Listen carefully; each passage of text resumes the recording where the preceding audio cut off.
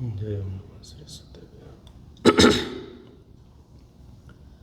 मंगलमय मंगल करण वीतराग विज्ञान,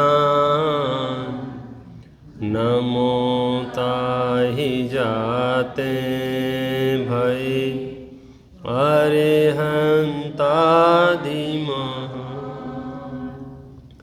करि मंगल करि होम ग्रंथ करण को काज, जाते मिले समाज सब पावे निज पद राज।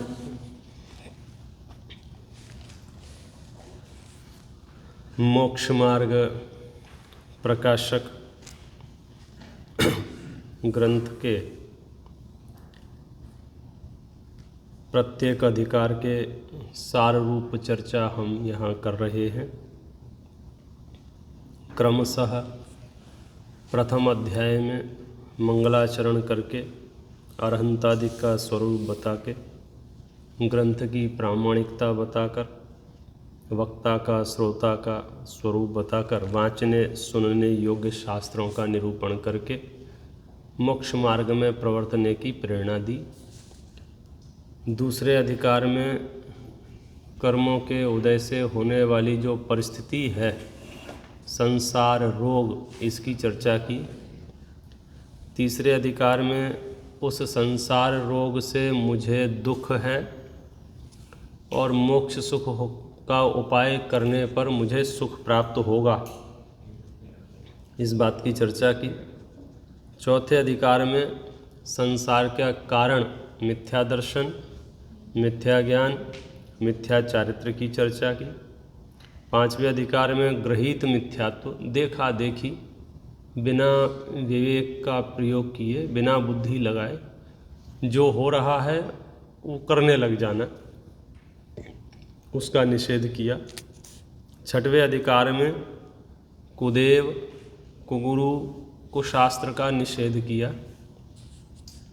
सातवें अधिकार में लिखा कि अब जो जीव जैन हैं, जिन आज्ञा मानते हैं, उनके भी मिथ्यात्व रह जाता है, उसकी चर्चा सातवें अधिकार में की। और वो मिथ्यात्व शास्त्रों को पढ़ के आता है, सही ना समझ पाने की वजह से, ऐसा कह सकते हैं मिसअंडरस्टैंडिंग। तो गलतफहमी के प्रकार उन्होंने लिखे। एक निश्चयाभास कि निश्चय नय का जो प्रयोजन है उसको तो न जाना, उसका आभास हो गया, भ्रम हो गया कि मैंने निश्चय का अवलंबन लिया है। व्यवहाराभास, व्यवहाराभास में भी काफ़ी चर्चाएं की। कुल अपेक्षा से धर्मधारक व्यवहाराभासी, परीक्षा रहित आज्ञा प्रधानी धर्मधारक व्यवहाराभासी, संसार के प्रयोजन से धर्मधारक व्यवहाराभासी। तो शुरू में कहा कि भाई जो कुल परंपरा से धर्म मानते हैं ठीक नहीं है। क्यों? यदि कुल में हिंसा होती आई होगी तो फिर हिंसा को ही धर्म मानना होगा, परंपरा को धर्म नहीं कह सकते हैं। हो सकता है आपकी परंपरा सही हो, लेकिन वो परीक्षा आधारित होनी चाहिए। तीसरा फिर कहा कि जो संसार के प्रयोजन से धर्म करते हैं वे तो धर्मात्मा है ही नहीं। सम्यक्त सन्मुख मिथ्या दृष्टि का प्रकरण आया, सम्यक्त की बात की। और अब जो बात करने जा रहे हैं आठवें अधिकार के माध्यम से, बहुत महत्वपूर्ण अधिकार है। मैं अधिकार का पहला पैराग्राफ पढ़ता हूँ, उससे आपको अंदाज़ा लग जाएगा कि पंडित जी साहब क्या कहना चाह रहे हैं। अब मिथ्या दृष्टि जीवों को मोक्ष मार्ग का उपदेश देकर उनका उपकार करना, यही उत्तम उपकार है। तीर्थंकर गणधर आदिक भी ऐसा ही उपकार करते हैं। इसलिए इस शास्त्र में ही भी उन्हीं के उपदेशानुसार उपदेश देते हैं। क्या कहा? अब मिथ्या दृष्टि जीवों को मोक्ष मार्ग का उपदेश देकर उनका उपकार करना यही उत्तम उपकार है। इस जगत में अनंतानंत जीव राशि है, उनमें से कुछ संगी हैं, कुछ असंगी हैं। तो एक इंद्रिय से लेकर के 4 इंद्रिय तक सर्वजीव असंगी हैं, उन्हें तो हम सीधा उपदेश देते नहीं। असंगी पंचेंद्रियों में भी उपदेश सीधा है नहीं। संगी पंचेंद्रियों में मनुष्यों को सबसे बड़ा उपकार क्या है वो ये बता रहे हैं कि मिथ्या दृष्टि जीवों को मोक्ष मार्ग का उपदेश देना ही सबसे बड़ा उपकार है। अब ये चीज़ हमारे चित्त में कितनी बैठी है कितनी नहीं बैठी है ये अपने अपने स्तर पर निर्भर करती है। मतलब आप ये समझ लीजिए सभी जीव दुखी हैं। कोई रोगों से दुखी है, कोई परिस्थितियों से दुखी है, कोई आजीविका से दुखी है, कोई कषायों से पीड़ित है। अलग अलग रीजन हो सकते हैं। पंडित जी साहब कह रहे हैं कि इनका उपकार कैसे किया जा सकता है, बताओ कैसे इनका उपकार किया जा सकता है? तो इन सब जीवों को मोक्ष मार्ग बता के इनका उपकार किया जा सकता है और ये सबसे बड़ा उपकार है। क्योंकि आप अगर किसी का भोजन करके उपकार करोगे तो वो उपकार 2 घंटे चलेगा। पानी पिला के किसी का उपकार करोगे तो 2-4 घंटे की बात है। कंबल दोगे तो एक आध सीजन निकल जाएगा उसका विंटर का। आप समझिए ना, ये सारे टेम्परेरी हैं। और मोक्ष मार्ग का उपदेश दिया, मोक्ष मार्ग पर लगा दिया, भेद विज्ञान का रास्ता बता दिया, तो बोलते ये उसका सबसे बड़ा उपकार है। और उदाहरण क्या दिया है मालूम है? तीर्थंकर गणधर आदि भी ऐसा ही उपकार करते हैं। तीर्थंकरों का तो नाम आपने सुन रखा होगा ना, जितने भी जीव यहाँ बैठे हैं। तीर्थंकरों का तो गणधर का कदाचित कम ज़्यादा सुना हो, लेकिन तीर्थंकर का तो नाम सबने सुना है ना। तो तीर्थंकर अपने जीवन काल में बोले बहुत जीवों का भला करते हैं, बहुत जीवों का भला करते हैं, ऐसा सुना है आपने। प्रश्न है कैसे भला करते हैं ये बताओ। भंडारा खोलते हैं, धर्मशाला बनवाते हैं, क्या करते हैं? जुलूस निकालते हैं, करते क्या है तीर्थंकर? आप पूछो तीर्थंकरों से, मिलो कभी। आदिनाथ हैं, अजितनाथ हैं, संभवनाथ हैं, अभिनंदन नाथ हैं। आप समझे? 24 तो प्रसिद्ध हैं ही ना वर्तमान के, फिर भूत के हैं, भविष्य के हैं, विदेह क्षेत्र के 20 हैं। सारे के सारे तीर्थंकर जितने भी हैं ये करते क्या हैं? भगवान आदिनाथ ने जीवों का उपकार किया कैसे? तीर्थंकर कैसे उपकार करते हैं बोलो? घर घर में लाइट पहुंचा के, बिजली पहुंचा के, पंखे लगा के, कूलर लगा के कैसे जीवों का उपकार करते हैं? मोक्ष मार्ग का उपदेश देकर। एक तीर्थंकर अपने जीवन काल में मुनि दीक्षा लेने के बाद भी एक अक्षर का उपदेश नहीं देते हैं, बात ही नहीं करते किसी से, कोई उपदेश नहीं। केवल ज्ञान होने के बाद उपदेश शुरू होता है और पूरे जीवन भर फिर जब तक उनकी आयु शेष है, बताओ वे क्या करते हैं? समोसरण का नाम सुन रखा होगा आप सबने। अच्छा क्या होता है समोसरण में बताइए आप? हाँ, कौन सा विधान रचते हैं लोग? कितने जुलूस, मतलब क्या करते क्या है समोसरण में? तो आपको जान के ये आश्चर्य होगा, समोसरण में लगातार भगवान की वाणी कीर्ति है, अर्थात उपदेश होता है, अर्थात प्रवचन चलते हैं लगातार। प्रवचन प्रवचन प्रवचन, असली में जो प्रवचन शब्द है उन्हीं की वाणी के लिए है। हम तो उपचार से लगा लेते हैं प्रवचन हो रहा है, क्योंकि वाणी उनकी है इसलिए। प्रकृष्ट वचन तो तीर्थंकर परमात्मा के ही होते हैं। तीर्थंकर परमात्मा संपूर्ण विश्व के जीवों का उद्धार, उपकार, धर्म का उपदेश देके करते हैं। मतलब धर्म का उपदेश देना तीर्थंकर और गणधरों जैसा कार्य है, ये पंडित जी साहब यहाँ कहना चाह रहे हैं। इस काम को आप छोटा मोटा मत समझो, बहुत बड़ा काम है ये। अब वो बड़ा और छोटा तो निर्भर करता है कि कितना नुकसान हुआ है। आप जा रहे हैं, सामने गड्ढा है, मैंने जोर से आवाज़ दे दी, भाई साहब सामने गड्ढा है, और आप बच गए, थैंक यू बोल के निकल गए। अब आप बताइए, मैंने जो आपको भाई साहब वहाँ गड्ढा है ये बताया, ये छोटा मोटा उपकार था? आप गड्ढे में गिर सकते थे, आपके सर में चोट लग सकती थी, आपका ब्रेन डेड हो सकता था, आप मर सकते थे, आप जीवन भर के लिए हैंडीकैप हो सकते थे, आपको लाखों का खर्चा आ सकता था।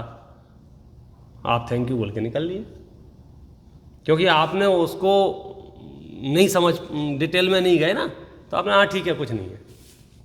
तो ऐसे ही जो आपको कुल परंपरा से पुण्य के उदय से अथवा पुण्य के उदय से सहज संयोग मिल गए और धर्मोपदेश मिल गया, तो आपको उसकी कितनी महिमा आना चाहिए, किसकी? धर्मोपदेश की प्राप्ति की, कि ऐसा उपकार तो तीर्थंकर गणधाराधिक करते हैं। कैसा उपकार?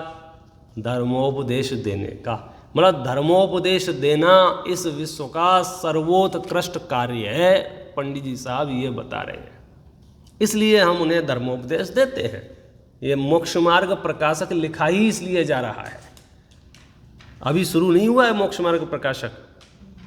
मोक्ष मार्ग प्रकाशक 9वें अधिकार से शुरू होगा।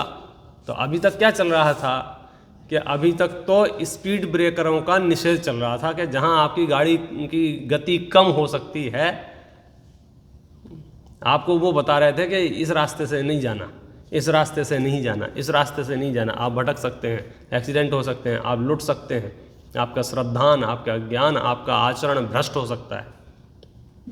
ग्रहित मिथ्यास्व बचना, अग्रहित मिथ्यास्व बचना। देखो, अब मिथ्या दृष्टि जीवों को मोक्ष मार्ग का उपदेश देकर उनका उपकार करना, यही उत्तम उपकार है। तीर्थंकर गणधर आदि भी ऐसा ही उपकार करते हैं, इसलिए इस शास्त्र में भी उन्हीं के उपदेश अनुसार उपदेश देते हैं। वहाँ उपदेश का स्वरूप जानने के अर्थ कुछ व्याख्यान करते हैं, क्योंकि उपदेश को यथावत न पहचाने तो अन्यथा मानकर विपरीत प्रवर्तन करे, इसलिए उपदेश का स्वरूप कहते हैं। अब बात आ गई जिसकी हम 2 दिन से 3 दिन से बार बार आपको बीच बीच में कह रहे हैं कि जिनवाणी में जो लिखा है उसका अर्थ क्या है और उसका भावार्थ क्या है। अर्थ तो कदाचित आप डिक्शनरी से, शब्दकोश से, किसी व्यक्ति से पूछ पाछ के निकाल लोगे, लेकिन भावार्थ जो है उसमें आपको अपना पूरा पुरुषार्थ झोंकना पड़ेगा। क्यों? क्योंकि धर्मोपदेश वाले ग्रंथों से भी आप अपने अनुसार मत पोषण कर जाते हैं, अपने अनुसार, अपनी कषायों के अनुसार अर्थ निकाल लेते हैं, अपनी मान्यता के अनुसार अर्थ खींच तान के उसको निकाल देते हैं, विपरीत अर्थ निकाल देते हैं। संसार के प्रयोजन से जो धर्मोपदेश देते हैं वो उल्टा पुल्टा अर्थ निकाल देवे। ये कहानी थी कि एक राजा को एक विद्वान पढ़ाने जाते थे। एक दिन उनकी तबीयत खराब हो गई पंडित जी, तो उन्होंने कहा कि अपने बेटे को भेज दिया।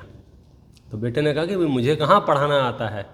बोले राजा मूर्ख है, उसे कुछ समझता नहीं है, तुम तो जाके बैठ जाना और जो लिखा है वो पढ़ देना, बस दिमाग मत लगाना। चला गया, पढ़ा तो वहाँ लिखा था, जो तिल भर भी मछली खाता है उसको नरक मिलता है।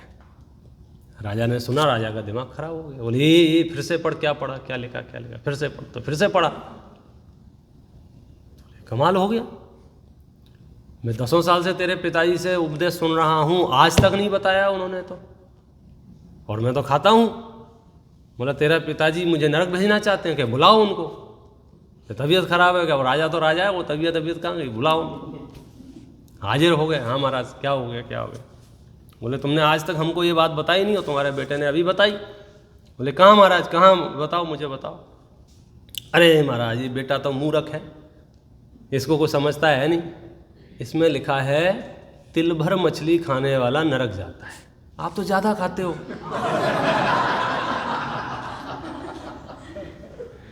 अच्छा अच्छा अच्छा अच्छा, ठीक है ठीक है ठीक।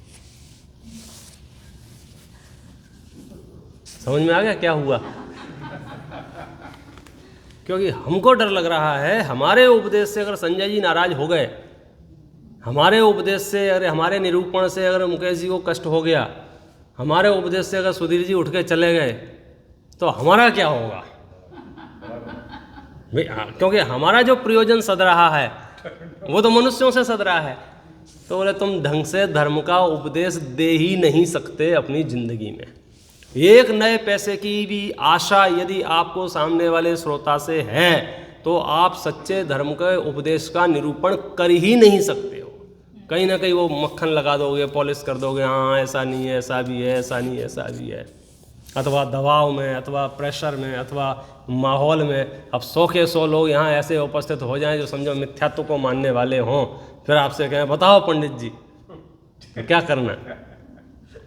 हाँ, तो पंडित जी सोचेंगे अगली बार आना है क्या नहीं आना है। तो आने का लोभ हो तो कदाचित अन्यथा निरूपण कर देगा, लेकिन अंदर में जो सत्यवाणी लिए घूम रहा है, तुम बुलाओ ना बुलाओ, सुनो ना सुनो, मानो ना मानो, इससे सत्य को कोई फर्क नहीं पड़ता है। अग्नि गर्म है माने गर्म है।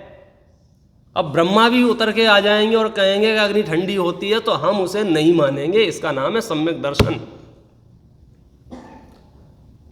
कर्म हैं तो हैं, 8 हैं तो हैं, 148 के भेद हैं तो हैं। एक एक व्यवस्था एक एक जीव के अपने निजी कर्म के उदय से बनती है तो बनती है, उसमें किसी का हस्तक्षेप नहीं चलता है। कोई मंत्र, कोई तंत्र, कोई यंत्र, कोई जादू टोना, कोई फलाना ढिकाना, कोई लंबी लिस्ट, सब फाड़ के फेंक दो बोले,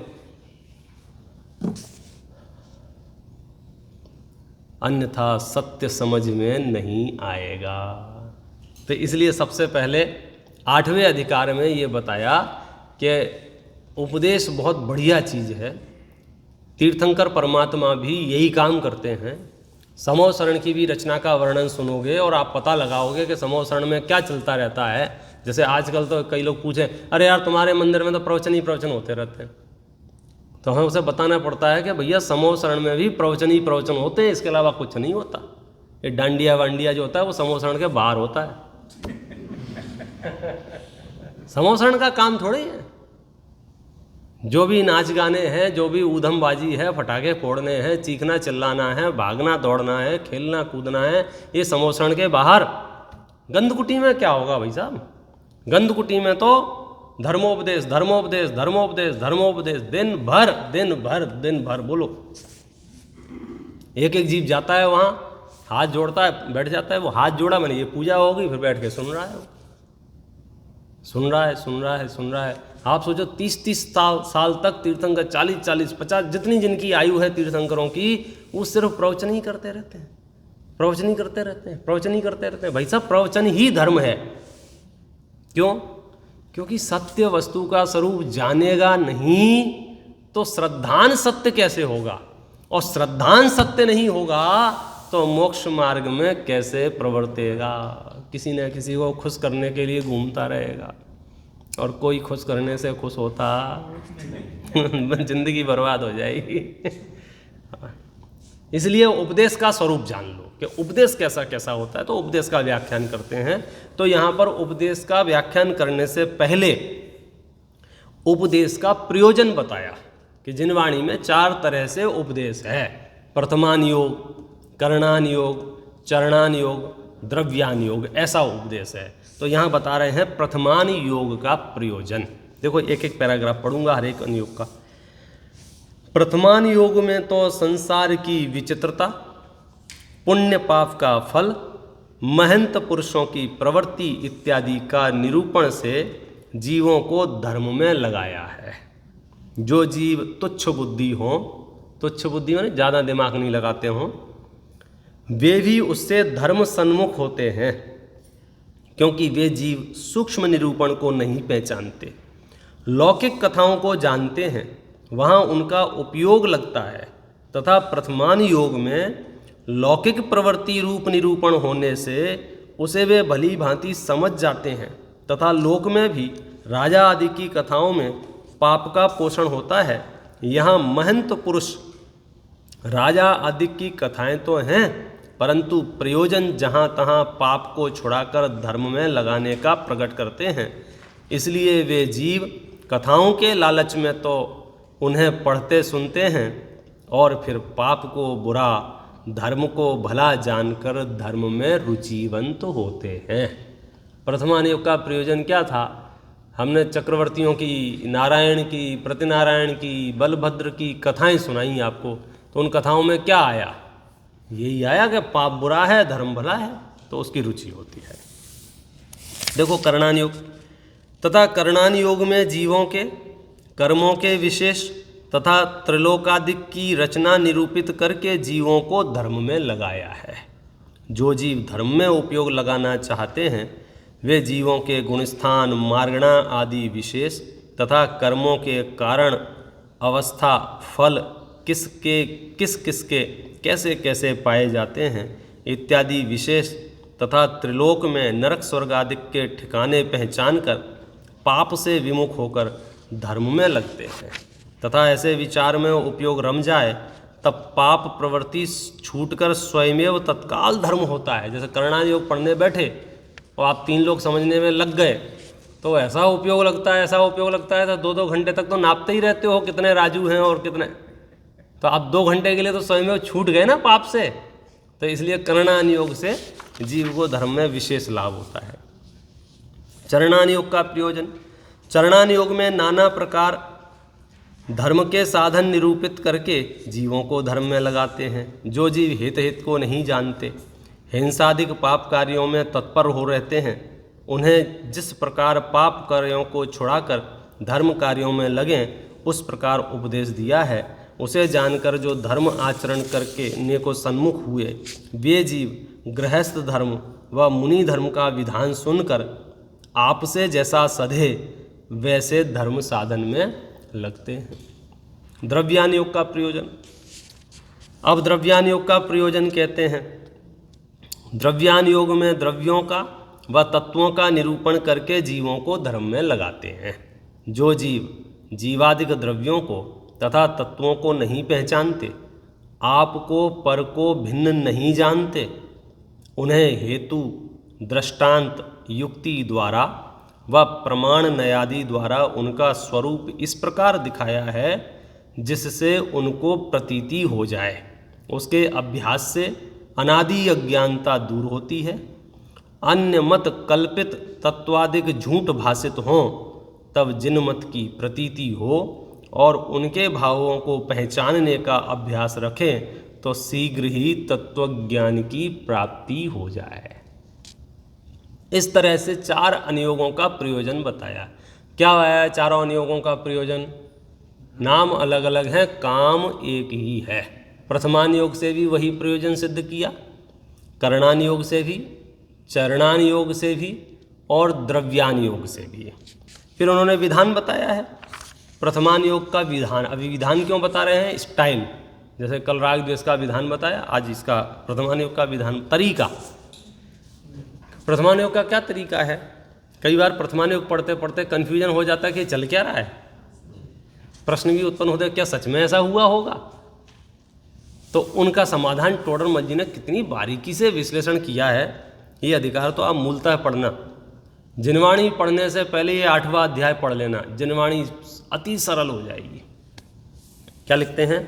प्रथमान योग में जो मूल कथाएं हैं वे तो जैसी हैं वैसी ही निरूपित करते हैं। मूल कथाएं माने राम थे, रावण थे, नाम से उनके परिवार के सदस्यों की संख्या, ये मूल कथा है। उसमें प्रसंगोपात व्याख्यान होता है। वह कोई तो ज्यों का त्यों होता है, कोई ग्रंथकर्ता के विचार अनुसार होता है। अब देखना इसमें, अभी प्रथमान योग की शैली है भाई, जब आप किसी के बारे में कुछ सुनाएंगे मुझे, तो कुछ तो हूबहू सुना देंगे और कुछ अपनी जेब से मिलाए बिना आप मानेंगे नहीं। वो प्रथमान योग कहते ही उसे हैं। तो कुछ तो ज्यों का त्यों, और कुछ ग्रंथकार का मन होता है, मूड होता है, बुद्धि होती है।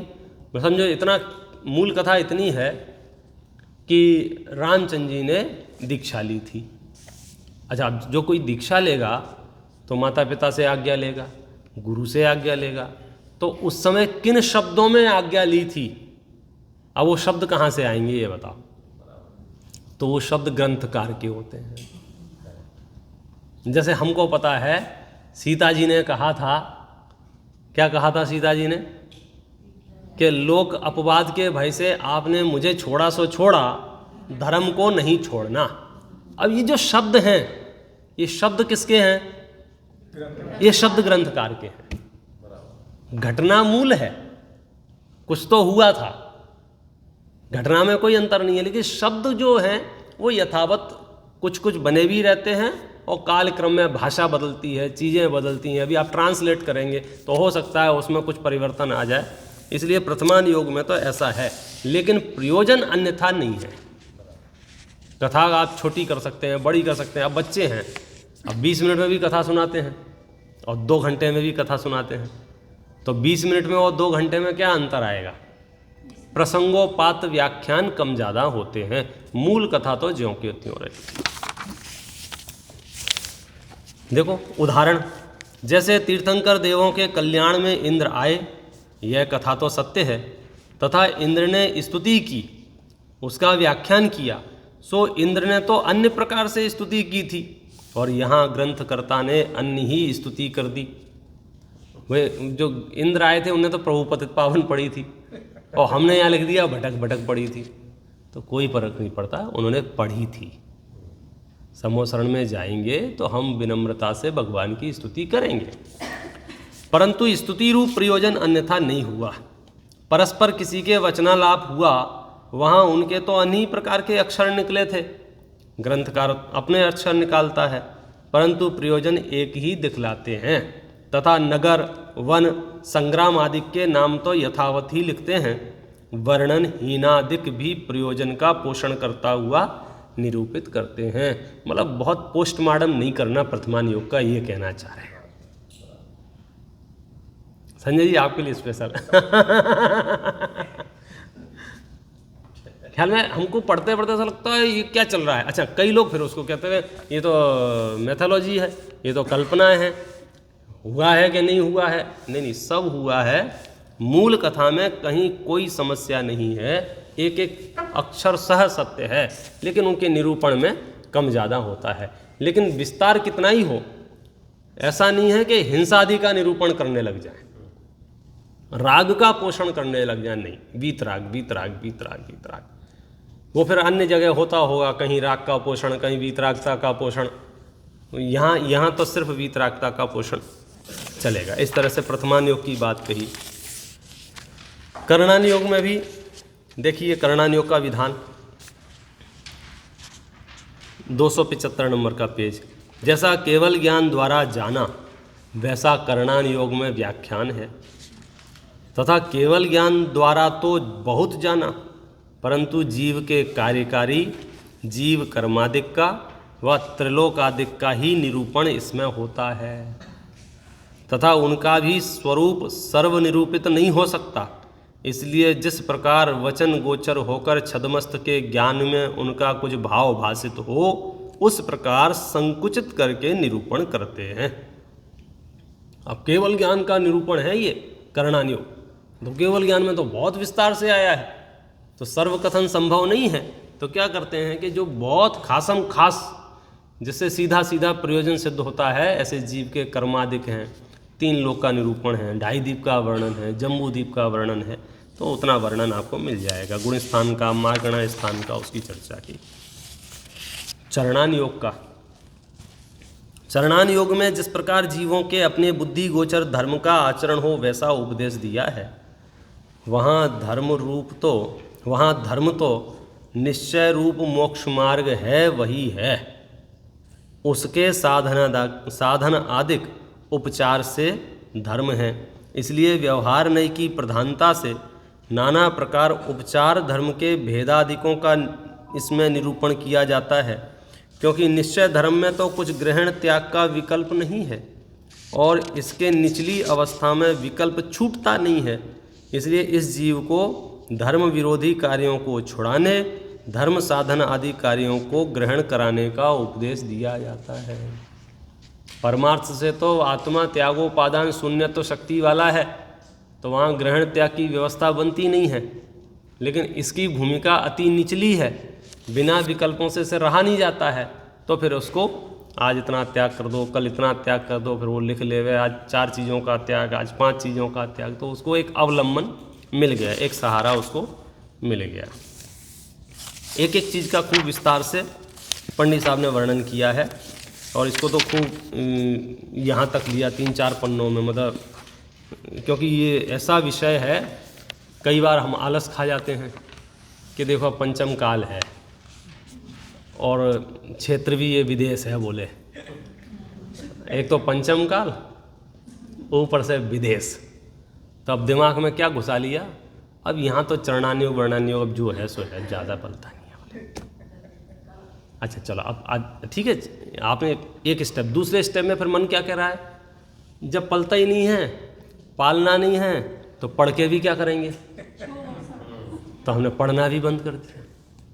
अब पढ़ना बंद कर दिया तो आपने एक आध 2 चीज़ें रह गई आपके हिस्से में, रात्रि भोजन रह गया, आलू फालू रह गए, तो उसमें भी कदाचित बच्चे कभी कभी पूछ लेते हैं क्यों नहीं खाते, तो फिर मुंह लटका के घूमते हो, हमें तो पता ही नहीं है क्यों नहीं खाते। अच्छा पता क्यों नहीं है, क्योंकि आपने पढ़ा ही नहीं है, कभी पढ़ा क्यों नहीं है, आपने सोच लिया हमसे तो पलेगा नहीं, मतलब गाड़ी पूरी उल्टी चल रही है। नियम क्या है, नियम ये है कि सब कुछ जान लो, सब कुछ जान लो, जान लिया यथाशक्ति पाल लो, भाई अनिवार्य थोड़ी है, जान सब लो। क्यों, यदि जानोगे ही नहीं और सामर्थ्य भी होगी, अवसर भी होगा, तो आप पालन क्या करोगे। आप सामायिक की विधि सीख लो, आप प्रतिक्रमण की विधि सीख लो, सब जान लो, करना नहीं करना आपकी मर्जी है। आप जानोगे ही नहीं तो फिर खाली समय होगा, अवसर भी होगा, बुद्धि भी होगी, तो फिर आप परेशान हो जाओगे। इसलिए चरणान योग से भयभीत नहीं होना कि अब हम पालेंगे नहीं पालेंगे, हमसे तो नहीं पलेगा। अच्छा कई लोगों को लगता है कि ऐसे तो सब ठीक चलता है, लेकिन जब पढ़ते ना इतना पाप लगेगा, उतना पाप लगेगा, इतना, तो मन जो है अच्छा नहीं लगता, फिर हमने पढ़ना छोड़ देते। बोले हम तो समय सार अच्छा लगता है हमको, आत्मा आत्मा आत्मा आत्मा नहीं, ऐसा नहीं है। देखो बंध तो अभिप्राय से मूलतः होता है, और कहीं भी जिनवाणी में कष्ट रूप चरणानुयोग नहीं है। कष्ट रूप चरणानुयोग नहीं है माने ऐसा आचार्यों ने कहीं उपदेश नहीं दिया है कि तुम धर्म का ऐसा सेवन करो, ऐसा पालन करो, ऐसा चरणानुयोग पालो कि जिससे तुम्हारे समझो वात पित्त कफ रोग बढ़ जाए। उल्टा ये लिखा है, मूलाचार जैसे ग्रंथों में भी ये लिखा है कि महाव्रत आदि पालते हुए भी आचार्य इस बात की सावधानी रखते हैं कि ऐसा व्रत पालें जिससे वात पित्त कफ रोगों की वृद्धि ना हो। क्यों, बीमार होने के लिए व्रत आदि थोड़े ही पालते हैं। ये तो क्या है, 2-4 कोइंसिडेंस हमने सुन लिए हैं कि वो उन्होंने व्रत लिए थे और उनको बहुत तकलीफ हुई थी, बहुत परेशान हुए थे।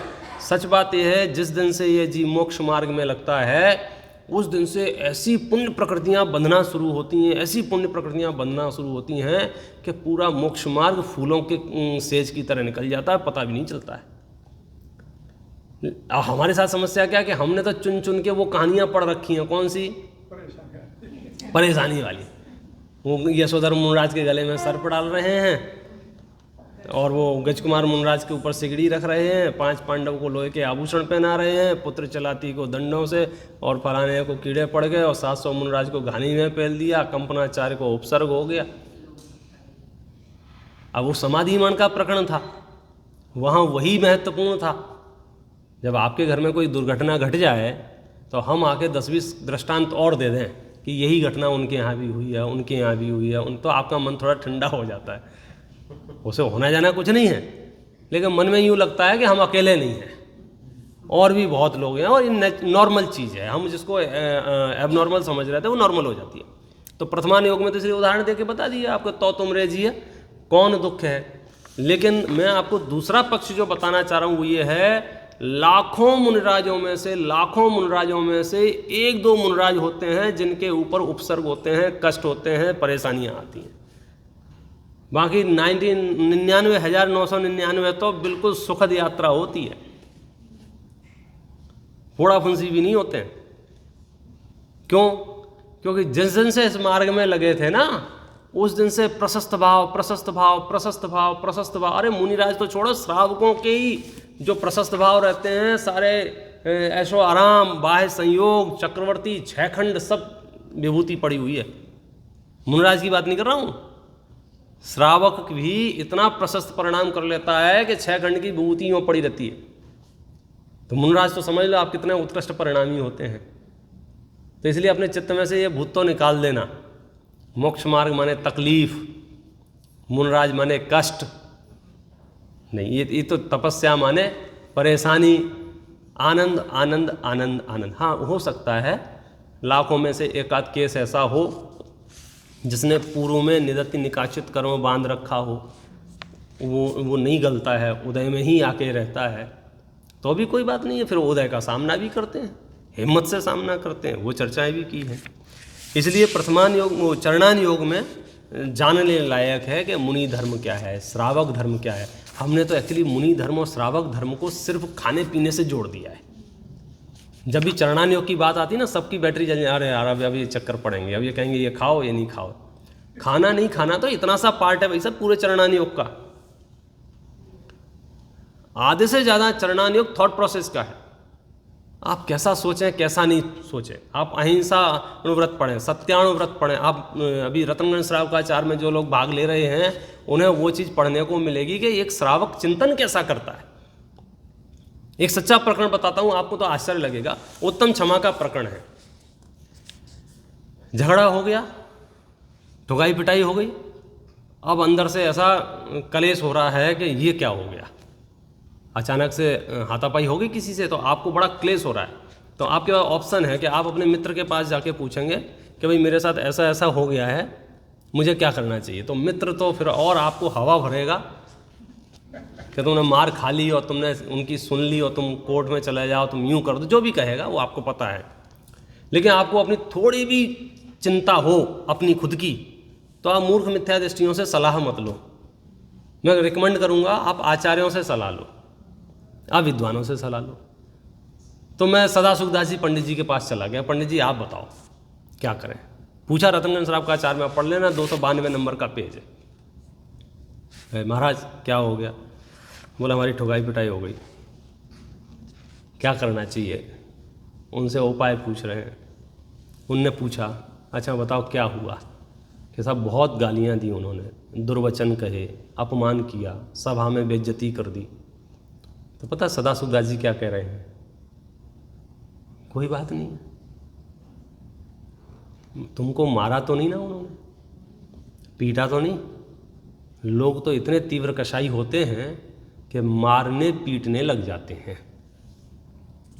फिर उनको धीरे से बताया नहीं पंडित जी साहब, 2 लोगों ने आके पीछे से मुक्का भी मार दिया लातें भी मार दी थी। अच्छा वो सलाह दे रहे हैं, अच्छा ठीक है कोई बात नहीं। मारा ही तो है। लोग तो जान ले लेते हैं, प्राण ले लेते हैं। तीव्र कसाई लोग जो होते हैं वो तो आपको जान से मार डाल देते हैं, प्राण रहित कर देते हैं।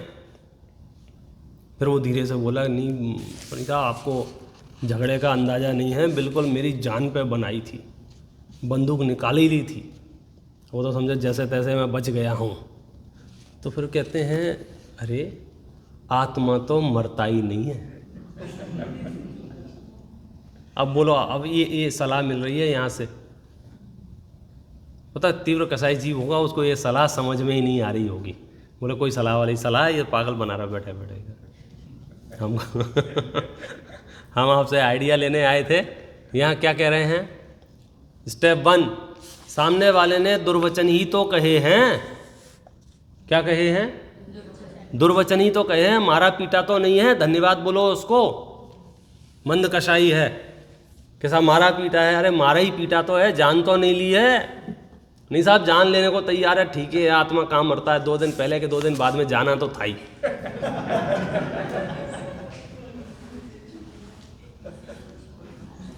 अब ये चीज आपको जो है जब तत्व ज्ञान की गहराइयों में जाके आप सोचोगे तो उसका आनंद अलग आएगा। मेरी कल की फ्लाइट है सुबह 9:50 की। हाँ, मुकेश जी से बात हो गई और सुबह जो है हमको लेके जाएंगे साथ। मुकेश जी अपने घर से निकल ही रहे थे, इतने में कोई दूसरा यहाँ एयरपोर्ट जा रहा था आधा घंटा पहले कि मैं आपको छोड़ देता हूँ। तो मुझे बताओ आधा घंटा पहले मुझे जाना चाहिए कि नहीं जाना चाहिए? क्या सलाह है आपकी? नहीं जाना चाहिए। तो क्या जाना तो है ही ना, और साधन मिल रहा है, बढ़िया साधन मिल रहा है। मुकेश जी आएंगे, जब मुझे परेशान होंगे तो आपत्ति कहाँ है? तो पंडित साहब वो आपको हिंट दे रहे हैं कि तुमको जाना तो था ही।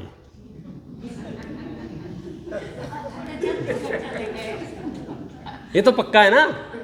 अगर इसमें कोई मतभेद हो तो पहले डिस्कशन कर लो, फिर मैं आगे शास्त्र पढ़ाऊं। इतना तो कंफर्म है ना कि ये शरीर छोड़ के, इतना तो पक्का है ना।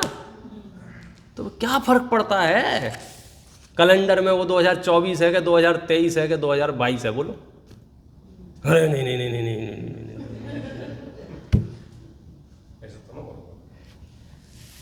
ये तो आप चरणान योग का जब स्वाद लेंगे तो पता चलेगा गृहस्थ धर्म कितना आनंदमय है। हमारे अंदर की जो गलतफहमी है, हमारे अंदर जो मिथ्या भ्रांतियां हैं, वो हमको अंदर से पीड़ित कर रही हैं। गलतफहमी इस लेवल की है कि हम विश्व की सबसे सुंदर व्यवस्था के हिस्सा हैं, और गलतफहमी ऐसी है कि दिमाग गर्म हो रहा है कषायों से। मैं गारंटी दे रहा हूँ, आपका जो परिवार है, आपकी जो समाज है, वो बहुत बढ़िया परिवार है और बहुत बढ़िया समाज है। सब लोग एकदम स्वर्ग जैसे परिवारों में रह रहे हो। सही है कि नहीं पंडित साहब?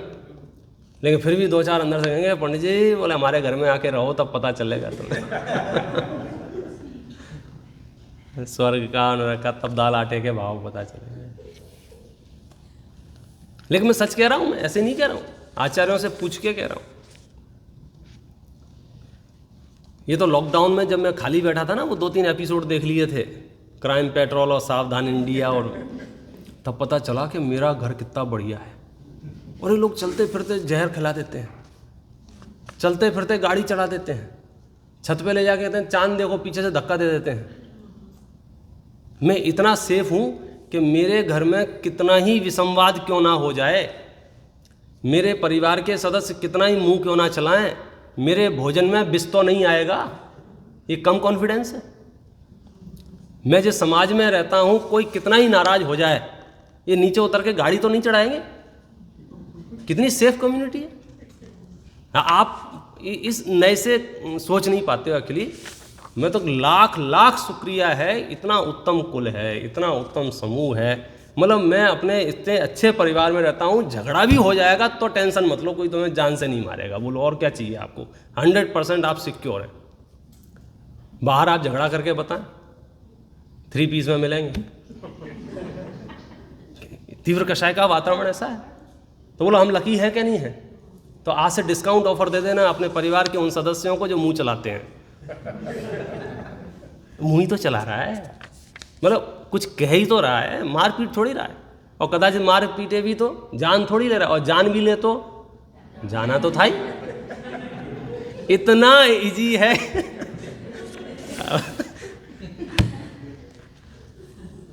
इतना सरल है मोक्ष मार्ग। तब तो हमने पढ़ा था ना, लाखों वर्षों तक जीऊं या मृत्यु आज ही, कोई बुरा कहे या अच्छा, लक्ष्मी आवे या जाए। मतलब चरणान योग का जो पार्ट है वो वास्तव में हमारा थॉट प्रोसेस ज़्यादा है उसमें। खाना पीना तो एक उसका पार्ट है, कॉमन सेंस की बात है। खाना पीना उसमें धर्म वरम क्या है वो तो ठीक है। फिर द्रव्यान योग का विधान अद्भुत है, अद्भुत। टोडरमल साहब भी द्रव्यान योग के विधान पर विशेष वजन देते हैं। विशेष वजन इसलिए देते हैं कि अनादि काल का भटका हुआ मिथ्या दृष्टि जीव द्रव्यान योग के कथन को अगर थोड़ा भी रुचिवंत होकर सुन लेवे तो तुरंत सम्यक दर्शन हो जाए, ऐसा कहते हैं ये। क्यों? क्योंकि प्रथमान योग में तो पतासे में रख के मिठाई खिला रहे थे। जैसे बच्चों को गोली खिलाते हैं ना, तो पतासे में रख के खिलाते हैं, तो बच्चा भी होशियार होता है, पतासा पतासा खाता है, गोली फेंक देता है। उससे पूछा दवाई खा ली? हाँ खा ली। बोले क्यों? बोले आपने जो दिया था वो खाली, गुठली गुठली फेंक दी क्या? ऐसा ऐसा। तो प्रथमान योग में भी कई लोग कहानी पढ़ते हैं, जहाँ उपदेश आता है उस पन्ने को छोड़ देते हैं। अरे ये तो उपदेश दे रहे हैं, अभी चलो आगे, फिर कहानी। चरणान योग, करणान योग, द्रव्यान योग में पॉइंट टू पॉइंट बात की जाती है। प्रयोजन भूत तत्वों का निरूपण है। गुरुदेव श्री को तो ये द्रव्यान योग ऐसा भाया, समय सार को जो सर पे लेके घूमते थे ना, उसका कारण ही ये था कि पढ़ा तो ऐसा लगा कि सीधे आपा पर का श्रद्धान कराया। मैं कौन हूँ और पर कौन है, ऐसा भेद विज्ञान। और जिसको भेद विज्ञान हो गया उसके लिए विश्व की विभूति भी राख है, और जिसको भेद विज्ञान नहीं हो, राख भी विश्व की विभूति है। और राख पे भी दम ले लेगा, छोड़ेगा नहीं। और यहाँ 6 खंड की विभूति भी कह देगा, उठा के ले जा, तुम्हें जो दिखाए सो करो। बहुत ये टोडरमल जी साहब का प्रदेय है कि उन्होंने हमें अनुयोगों का प्रयोजन बताया, व्याख्यान पद्धति बताई। व्याख्यान पद्धति में क्या बताया? देखो, एक पन्ने में 4 अनुयोग बता दिए उन्हें, एक पन्ने में। पेज नंबर है 286। प्रथमान योग में तो अलंकार शास्त्र की व काव्यादि शास्त्रों की पद्धति मुख्य है, क्योंकि अलंकार माने बढ़ा चढ़ा के बात करने की उसकी स्टाइल ही है। अलंकार आदि से मन रंजायमान होता है। सीधी बात कहने से ऐसा उपयोग नहीं लगता जैसा अलंकार आदि युक्त सहित कथन करने से उपयोग लगता है, तथा परोक्ष बात को कुछ अधिकता पूर्वक निरूपण किया जाए तो उसका स्वरूप भाषित होता है। परोक्ष बात को इतनी कहेंगे तो तुम्हें इतनी याद रहेगी, अब हम कहेंगे ही इतनी तो अगर तक तो कुछ पहुंचेगा ही नहीं। हाँ। तथा करणान योग में गणित आदि शास्त्रों की पद्धति मुख्य है, क्योंकि वहाँ द्रव्य क्षेत्र काल भाव के प्रमाण आदि का निरूपण करते हैं, सो गणित ग्रंथों की आमनाय से उसका सुगम जानपना होता है। चरणान योग में सुभाषित नीति शास्त्रों की मुख्य पद्धति मुख्य है, क्योंकि वहाँ आचरण करना है, इसलिए लोक प्रवृत्ति के अनुसार नीति मार्ग बतलाने पर वह आचरण करता है। तथा द्रव्यान योग में न्याय शास्त्रों की पद्धति मुख्य है, क्योंकि वहाँ निर्णय कराने का प्रयोजन है। द्रव्यान योग में आप क्या कह रहे हैं? वहाँ डिसीजन लेना पड़ता है। आप हाँ पढ़ोगे मैं आत्मा ही हूँ, आप निर्णय नहीं करोगे तो ढुलमुल सरकार चलेगी आपकी। यहाँ कोई कहे अलंकार गणित नीति न्याय का ज्ञान तो पंडितों के होता है, तुच्छ बुद्धि समझे नहीं, इसलिए सीधा कथन क्यों नहीं किया। शास्त्र हैं सो मुख्य रूप से पंडितों और चतुरों के अभ्यास करने के योग्य हैं। मतलब शास्त्र आपको समझ में आ रहे हैं तो आप भी पंडित हो। पंडित कोई अलग से वो नहीं होते हैं, पंडित माने होशियार, समझदार, चतुर। यदि अलंकार आदि आमनाय सहित कथन हो तो उसका मन लगे, तथा जो तुच्छ बुद्धि हैं उनको पंडित समझा देवे। भी ऐसे ही हो रहा है, जिनको नहीं समझ में आ रहा है उनके लिए व्यवस्था है ही अपनी जैसी चल ही रही है। जो नहीं समझ सकें उन्हें मुख से सीधा ही कथन करे, परंतु ग्रंथों में सीधा लिखने से विशेष बुद्धि जीव अभ्यास में विशेष नहीं प्रवर्ते, इसलिए अलंकार आदि आमनाएं सहित कथन करते हैं। ग्रंथों में तो देखो ऐसे ही निरूपण किया जाएगा। भाई पिक्चर बनेगी तो कैसे बनेगी? 3 घंटे पिक्चर चलानी है, और मूल कथा कितनी सी है? 2 लोग थे, मिले थे और बिछुड़ गए और फिर मिल गए। इसके अलावा क्या है? अब उस 1.5 लाइन की कथा को अगर 3 घंटे चलाना है तो वो सारा मसाला और सारी चीज़ें और फिर वो साइड सीन और वो पहाड़ और जंगल सब दिखाए जाएंगे आपको, उसके अन्यथा 3 घंटे होंगे नहीं आपके। 3 घंटे होंगे नहीं तो कौन उसको मतलब विषय ही खत्म हो जाएगा ना। तो इसलिए ग्रंथों को तो ऐसे ही रहने दो, और सुविधा है ना, कौन पंडितों की कमी है। और आज तो इतना पुण्य का उदय लेके घूम रहे हो आप, हर पंडित को जेब में रख के घूम रहे हो आप समझे। एक जमाना था तब आपको इंतजार करना पड़ता था कि पंडित जी आएंगे तब हम सुनेंगे, मिलेंगे तब सुनेंगे। अब तो जेब में रख के यहाँ ऐसे निकाला बाहर, अब तो टाइप भी नहीं कर रहे लोग। ये कैसे लगा था, डॉक्टर हुकुमचंद भारल, ऐसा इधर बोला उधर संतप्त मानस शांत हो। कितना मतलब आप सोचो कितना पुण्य का उदय आप लेके घूम रहे हैं। अब इससे ज़्यादा क्या चाहिए।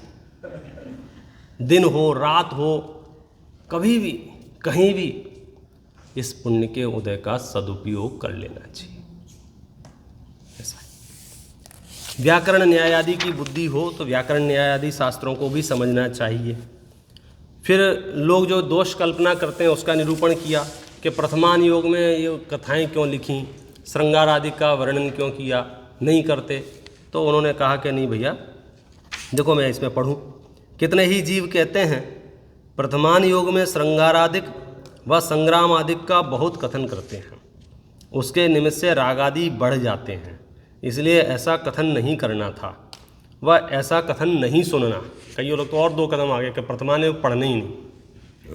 उनसे कहते हैं कथा कहना हो तो सभी अवस्थाओं का कथन करना चाहिए, तथा यदि अलंकार आदि द्वारा बढ़ाकर कथन करते हैं सो पंडितों के वचन तो युक्ति सहित ही निकलते हैं।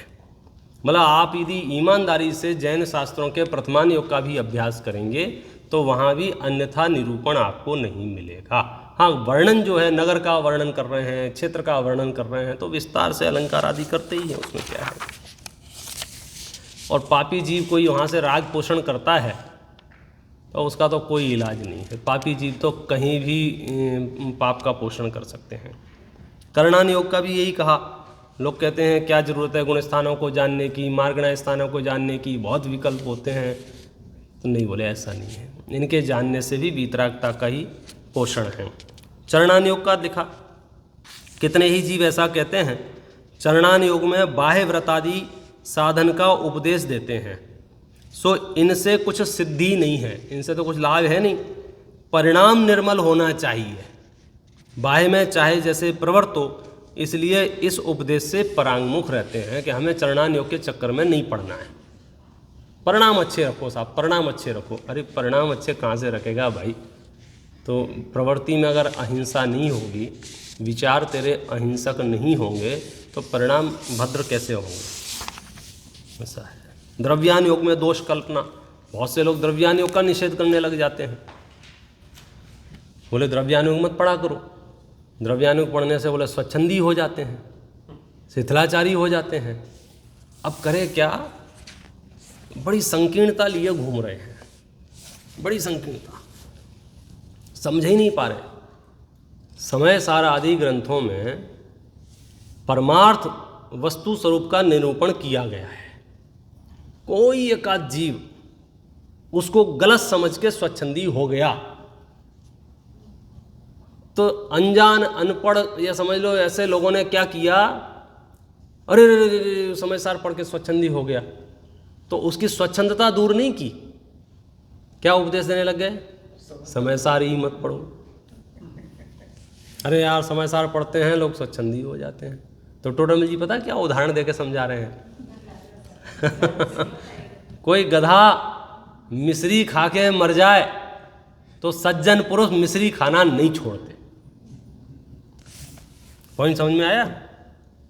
कोई इंसिडेंस ऐसा हो गया 1000 में से एकाध कोई व्यक्ति समय सार पढ़ा और उसको नहीं समझ में आया, उसने मार्ग छोड़ दिया या भ्रष्ट हो गया, इसका मतलब इसमें समय सार में दोष थोड़ी है। फिर तो तुम कहोगे आदिनाथ भगवान को मत सुना करो, कि आदिनाथ भगवान को सुनकर मारीची नाराज हो गया। मतलब सच्ची घटना है। मैंने मारीची को बुलाया साइड में, क्या हो गया भाई सब, क्या दिक्कत है, क्यों ऐसा ना, अरे आपको पता नहीं, खुद पहले तीर्थंकर बन के बैठ गए, मुझसे कहते हैं मैं 2400 बनूँ, ऐसा थोड़ी होता है। अब बोलो किसकी गलती है। मारीची को गुस्सा आया, इसमें गलती किसकी, मारीची से पूछा, मारीची कहे इनकी गलती है, इनके पूरे प्रवचन बढ़िया थे, बस 2 लाइनें नहीं बोलनी चाहिए थी इनको। मारीची ने भी आरोप किस पे लगाया? अपनी कषाय का आरोप किस पे लगाया? भगवान पे। तो उसके आरोप लगाने से सत्यता नहीं है। ऐसे द्रव्यान योग से कोई जीव स्वच्छंद होता है, ये बात झूठी है। स्वच्छंदी पे थोड़ा प्रकाश चाहिए। स्वच्छंदी माने भ्रष्ट, मुंह से आत्मा आत्मा करता रहे और अभक्ष भक्षण भी खाता रहे और शराब भी पीता रहे और मैं तो शुद्ध आत्मा हूँ ऐसा भी कहता रहे, तो बोले ऐसे ऐसे जीवों का मोक्ष मार्ग में कोई काम नहीं है।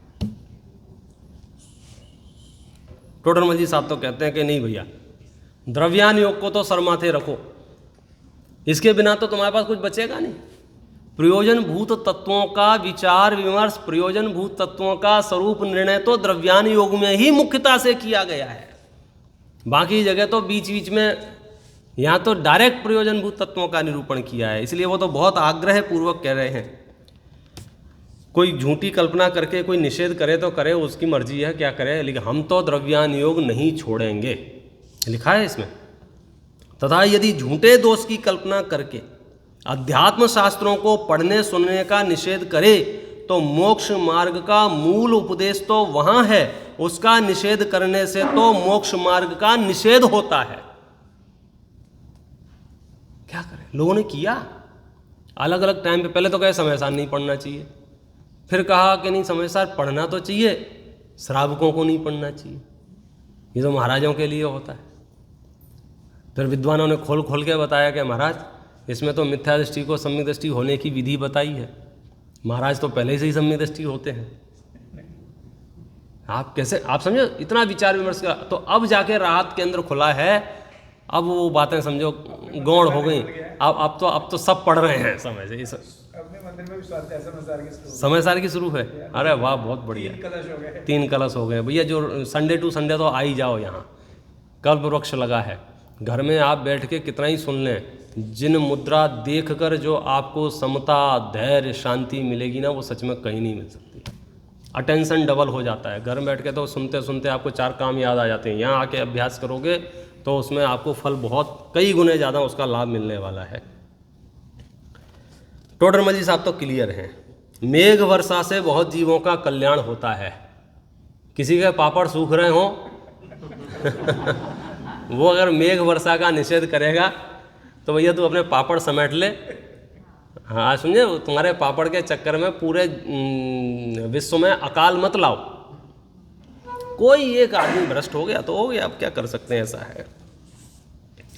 तथा कोई अध्यात्म ग्रंथों से कोई स्वच्छंद हो, सो वह पहले तो मिथ्या दृष्टि था, अभी भी मिथ्या दृष्टि रहा। भी क्या फर्क पड़ गया, पहले भी मिथ्या दृष्टि था, अब पढ़ के स्वच्छंद हो गया, अभी तो बस इतना ही होगा, स्वर्ग ना जाके नरक चला जाए, रहेगा तो संसार में ही। टोडरमल जी ने उसे बहुत डाइल्यूट कर दिया, मतलब ऐसा हल्का कोई भारी चीज़ नहीं है। ये देखो महापुरुषों का ये नेचर होता है, मार्ग को दूषण नहीं लगने देते हैं। जो समझदार लोग हैं ना, इतना बड़ा हाईवे है, एक आध एक्सीडेंट हो जाता है तो क्या करते हैं, रास्ता बंद कर देते हैं, रोड उखाड़ के फेंक देते हैं, कल से कोई नहीं चलेगा यहाँ। क्या कर देते हैं, जल्दी से जल्दी उस चीज़ को हटाते हैं, बाकी लोगों को आने जाने दो। ऐसे ही कोई स्वच्छंद हो जाए, कोई भ्रष्ट हो जाए, कोई कुछ हो जाए तो उस पर ज़्यादा ध्यान नहीं देते हैं समझदार लोग। तुम अपना मार्ग पक्का बनाए रखो और हाईवे को चालू रखो। तुम एक्सीडेंट को हाईलाइट कर देते हो, पॉइंट समझ में। तो टोडरमल जी कह रहे हैं कि भाई कोई गधा मिश्री खा के मर जाए तो मर जाए, हम तो मिश्री खाना नहीं छोड़ेंगे, हमें तो स्वाद आता है। तो ऐसे ही तो हम तो द्रव्यान योग का अभ्यास नहीं छोड़ेंगे। और गुरुदेव श्री ने तो हमें 24 घंटे यही समझो घुट्टी में पिलाया है।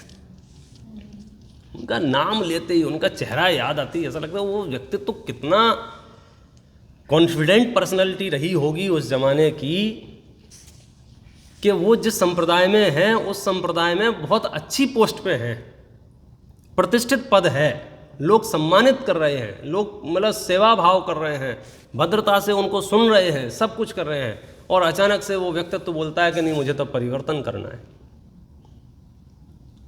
अब लोग समझा रहे हैं, कल तक जो जी हजूरी कर रहे थे अब वो आज कह रहे हैं कि महाराज और सोच लो एक बार। यहाँ तक कह दिया कि तुम्हें भोजन कौन देगा, रोटी कहाँ से मिलेंगी। जवाब आता है ये भव के अभाव के लिए मिला है, रोटियों के लिए नहीं। अब ये ताकत, ये समय सार की ताकत है। निर्जरा अधिकार पढ़ोगे तो आपको पता चलेगा। छिद जाए वा विधि जाए अथवा को प्रलय को प्राप्त हो, ज्ञानी के मन यस्य परिग्रहण। जब मिला तभी उन्होंने बोला ना कि सिद्ध होने का शास्त्र। इतना इतना इतना पक्का, इतना पक्का युगल जी साहब ने शब्द दिए हैं।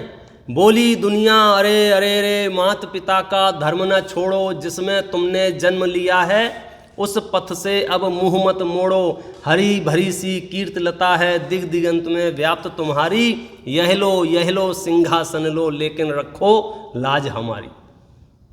उत्तर मिला धर्म शिशु जननी के अंचल में नहीं पलता है, और पिता की परंपरा से बंधकर धर्म नहीं चलता है।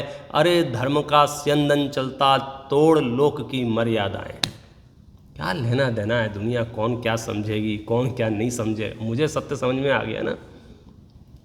क्या किया, सोनगढ़ में जाके परिवर्तन कर लिया। अब हमको सोनगढ़ भी बोलते हैं तो ऐसा लगता है कि अच्छा इतनी बढ़िया जगह, इतने बड़े बड़े भव्य मंदिर बने हैं, और इतना रेलवे स्टेशन, अब तो रेलवे स्टेशन भी बहुत बढ़िया बन गया है। कि सुनो, जब परिवर्तन हुआ था वहाँ ये कुछ नहीं था, एक गांव, सूखा गांव, बस्ती भी ज़्यादा नहीं, एकांत, मतलब एकदम गोपनीय घटना। वो तो योगानुयोग की बात है, धर्म लाभ होना है जीवों को।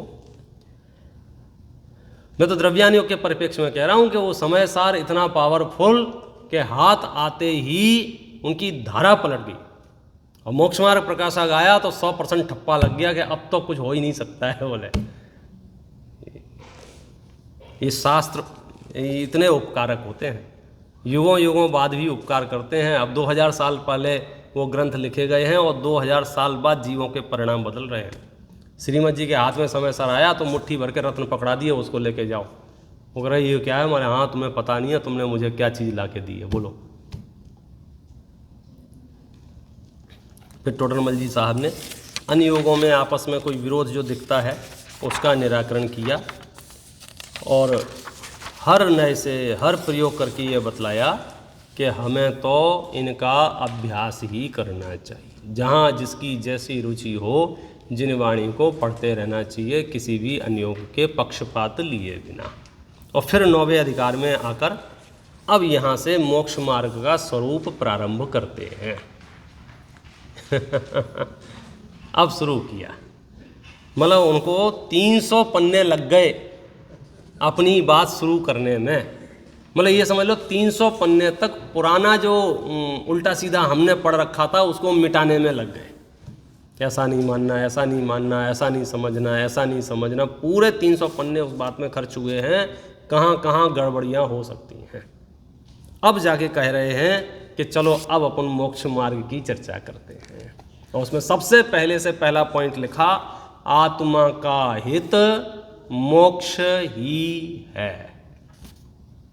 अब मोक्ष आपको इसलिए समझ में नहीं आएगा क्योंकि मोक्ष के बारे में आप क्या जानते हैं मुझे नहीं पता है। मोक्ष माने सर्व सुख की अवस्था। तो फिर डिटेल से सिद्ध किया है कि आत्मा का हित सुख ही है। और इतना सिद्ध करने के बाद फिर ये कहते हैं अगला 309 नंबर के पेज पे, पुरुषार्थ से ही मोक्ष प्राप्ति। अब 2 हेडिंग हो गई। पहली हेडिंग क्या है, हमारा हित किस में है, मोक्ष में। वो मोक्ष कैसे मिलेगा, घर बैठे बैठे आएगा। यहाँ लिख रहे हैं पुरुषार्थ से ही मोक्ष प्राप्ति। मैं एक पन्ना पढ़ता हूँ।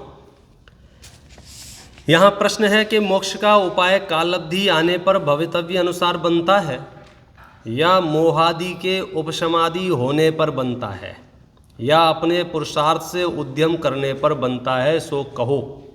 3 ऑप्शन दिए हैं, कौन बनेगा करोड़पति में। 4 रहते हैं, अब 3 दिए।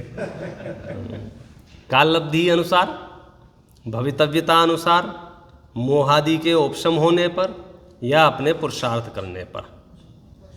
यदि पहले 2 कारण से काम होता हो, काल लब्धि और भवितव्यता अनुसार, तो हमें उपदेश किस लिए देते हो। हमें प्रवचन मत दो। जब हमारा कालब्धि आएगी, भवितव्य होगा, हमारा मोक्ष हो जाएगा। और यदि पुरुषार्थ से बनता है तो उपदेश तो इतने लोग सुन रहे हैं, इनमें से कोई उपाय तो हमें करता हुआ दिखता नहीं है। सब अभी जा वाणी के ज्ञान से और बस पर अगले साल मिलेंगे, हो गया बोले। टोडरमल जी क्या उपाय करते हैं? वह लिखते हैं, एक कार्य होने पर अनेक कारण मिलते हैं, सो मोक्ष का उपाय बनता है। वहाँ तो पूर्वोक्त तीनों कारण मिलते हैं और नहीं बनता वहाँ नहीं मिलते हैं। पूर्वोक्त तीन कारण कहे, उनमें काल लब्धि व होनहार तो कोई वस्तु नहीं है। ये क्या चीज़ है बोले? टोडरमल जी पूछ रहे हैं, ये काल लब्धि क्या होती है? ये होनहार क्या है?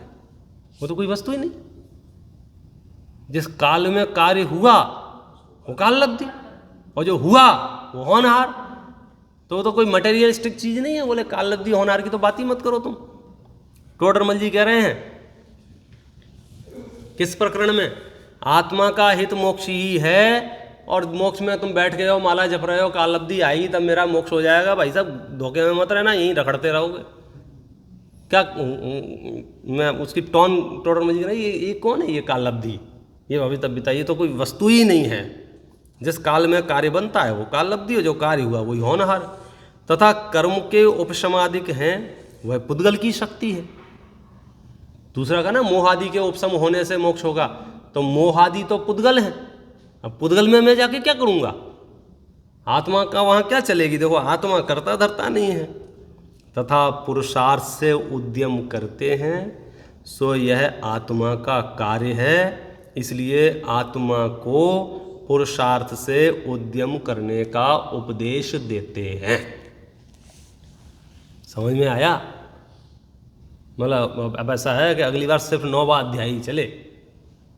मतलब माल तो अब शुरू हो रहा है, और पंडित साहब बिल्कुल घुमा फिरा के बात नहीं कर रहे हैं, सीधे पॉइंट टू पॉइंट बात कर रहे हैं। सामने वाले ने पूछा कि हमको बताओ हमारा मोक्ष कैसे होगा? काल लब्धि आने पर होगा, भवितव्यता अनुसार होगा। टोडरमल जी कहते हैं नहीं, इनकी तो बात ही मत करो तुम, ये सब तो कुछ नहीं, दम ही नहीं है इसमें। क्यों? जिस काल में कार्य होगा वो काल लब्धि, और जो कार्य होगा वो भवितव्यता। तो फिर मैं क्या करूं? मोह के उपशमादि करूं? क्यों नहीं साहब, मोह तो पुद्गल है, पुद्गल के उपशमादि तू कैसे करेगा? तू तो आत्मा है। तो मैं क्या कर सकता हूं कि सुन, तू आत्मा है, तू आत्मा में पुरुषार्थ कर सकता है, इसलिए हम तुम्हें पुरुषार्थ का उपदेश देते हैं। अब फिर प्रश्न आएगा कि पुरुषार्थ क्या है? फिर आगे बताया है, जिन मत में जो मोक्ष का उपाय कहा है, हाँ देखो ऊपर, वहाँ यह आत्मा जिस कारण से कार्य सिद्धि अवश्य हो, उस कारण रूप उद्यम करे, वहाँ अन्य कारण मिलते ही मिलते हैं। मतलब एक अगर मुख्य कारण है तो अन्य कारण भी आपको मिल ही जाएंगे। फिर बहुत प्रश्नोत्तर किए हैं। फिर शिष्य बार बार पूछता है कि उपदेश तो सब सुनते हैं, तो टोडरमल साहब कहते हैं सब सुनते तो हैं, लेकिन सब तत्व विचार नहीं करते, पुरुषार्थ नहीं करते। तो कहते हैं तत्व विचार में भी तो कर्म ही कारण है। भाई कर्म का उदय होगा तो तत्व विचार करेगा। एक एक प्रश्न कैसे हैं देखो, 310 नंबर के पेज पे। उपदेश तो सभी सुनते हैं, कोई मोक्ष का उपाय कर सकता है, कोई नहीं कर सकता है, सो क्या कारण है? तो टोडरमल जी ने कहा कि भैया जैसे स्कूल में पढ़ाई सब पढ़ते हैं, जो बच्चे पुरुषार्थ करते हैं वो टॉप आते हैं, जो नहीं करते हैं वो नहीं आते हैं। तो क्या कहता है शिष्य कि भैया जो पुरुषार्थ करना जो है वो भी उसके हाथ में थोड़ी है, वो कर्मों के हाथ में है। टोडरमल जी डांटते हैं उसे। मैं पढ़ूं, देखो नीचे देखो, सबसे नीचे फिर प्रश्न है, सम्यक तो चारित्र का घातक, इससे ऊपर वाला पढ़ लो। फिर प्रश्न है, निर्णय करने में उपयोग नहीं लगता, उसका भी तो कारण कर्म है। प्रश्न क्या है? आप प्रवचन रखते हो, सभाएं रखते हो, सब बातें सही है, लेकिन मेरा मन ही नहीं लगता है। पहले तो घर से आने का मन नहीं होता है, फिर लगता है नहीं जाऊंगा तो फिर ठीक नहीं है, अब 4 दिन की तो बात है, चलो चलते हैं। तो जैसे तैसे मैं यहाँ आ जाता हूँ तो बैठने के बाद नहीं मन लगता है, तो मैं ऐसी जगह ढूंढता हूँ जहाँ डायरेक्ट आई कांटेक्ट नहीं हो, तो मैं आधा घंटा बढ़िया आराम से सो लेता हूँ। और घर जाता हूँ पूरी थकान मेरी निकल जाती है। तो उसके लिए वो कह रहा है कि उपयोग नहीं लगता है, तो उसमें भी तो कर्म ही कारण है। टोडरमल जी पता क्या जवाब दे रहे हैं? एकेंद्रीय आदि के विचार करने की शक्ति नहीं है, उनके तो कर्म ही कारण है। इसके तो ज्ञानावरणादि के क्षयोपशम से निर्णय करने की शक्ति हुई है, वहाँ उपयोग लगाए उसी का निर्णय हो सकता है, परंतु यह अन्य निर्णय में उपयोग लगाता है, यहाँ उपयोग नहीं लगाता, सो यह तो इसी का दोष है। कर्म का कुछ भी प्रयोजन नहीं है। जबरदस्ती कर्म को बीच में मत लाओ। मतलब इस टोन में बात कर रहे हैं।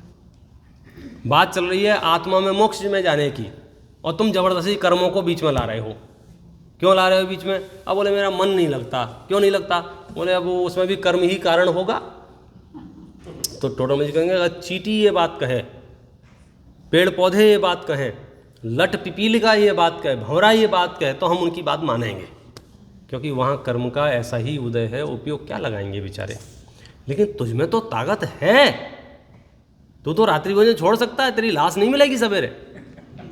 तू तो बहाने बना रहा है। उदाहरण ख्याल में है?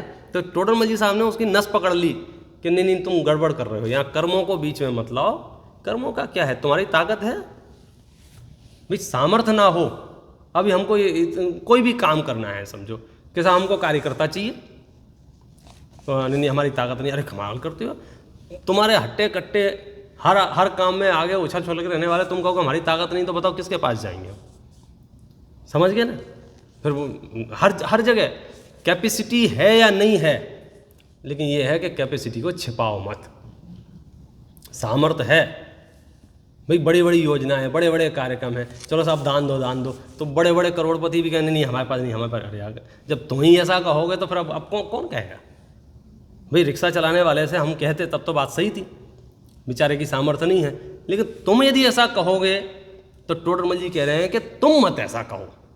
संगी पंचेंद्री हो, व्यापार में बहुत नेतागिरी बताते हो, माइक पे खड़े कर दो तो छोड़ो नहीं आधा घंटे तक, ऐसा है ना वैसा है ना, मैंने ये किया है, मैंने वो किया है,